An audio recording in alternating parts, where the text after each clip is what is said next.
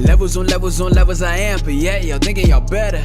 I ain't fucking with these haters right now, they just hang on my neck like a shackle, trying to drag me down into the dirt like a... Happy New Year, guys. I know this is the first upload this year, so I just want to wish you guys a big Happy New Year, and I hope that you've set some wicked goals for yourself this year, alright? As promised, this is going to be the first video of the new series, and what we're going to be doing is we're going to hope to release videos 2 to 3 times per week on the topics of training, nutrition, and mindset. I know that's broad, but you know as well as I do, our goal was to promote physical and personal growth. So with that said, this first video is going to be on the topic of cueing for muscle size and strength. So what do I mean by cueing for muscle size and strength? A term that you might actually be more familiar with, but which only covers half of the equation, is mind-muscle connection, or in other words, internal cueing. See, when training for muscle size, the goal of any given exercise is to activate a target muscle, and the rationale is that internal cues are beneficial for that purpose. Let's take the bench press for an example. An internal cue would be to squeeze your chest together as you're completing the movement. On the other hand, we have external cues.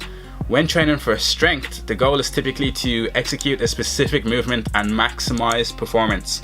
And the rationale in that case is that external cues are beneficial for that purpose.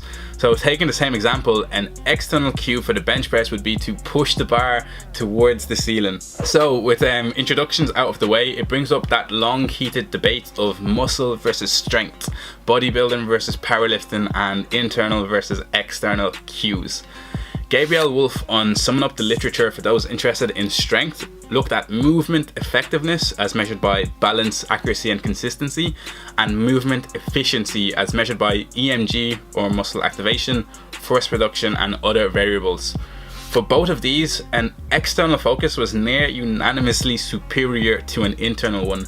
It can achieve the same, if not better results than an internal one, but with less energy expended and less muscle activation. Lifting 100 kg but having it feel like 90, well, that sounds good if your goal is to build strength. When it comes to muscle size, then the goal is to overload the muscle, not maximize strength. In that case, lifting 90 kg but having it feel like 100 might be better, especially because lighter weights should reduce the likelihood of injury.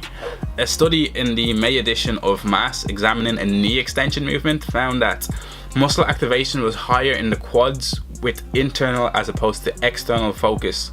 They also surprisingly found power output to be the same, which sort of contradicts the latter body of research as presented by Wolf. Another study examined muscle activation across a range of intensities. So taking that 100 kg bench press as an example, they would have investigated whether an internal focus had any impact if people were benching 20, 40, 50, 60 or 80 kg. And while they found increased muscle activity for an internal focus, this increase diminished at 60 to 80% or kg as in our hypothetical example. So what does that mean practically? It means an internal focus may be superior for muscle activation if working with lower intensities, so maybe for rehab patients of some sort. That said, if you're having trouble feeling the muscle working, as many do, then I'd still recommend it. If your goals are related to performance, then the body of research favoring an external focus is pretty compelling. At best, you'll increase performance, and at worst, you'll have the same level of performance but with various motor learning benefits. That's it for this video, guys. I hope you enjoyed it. If you did, make sure to smash that like button and also subscribe to the YouTube channel. If you're watching this on Facebook, make sure to like us on Facebook.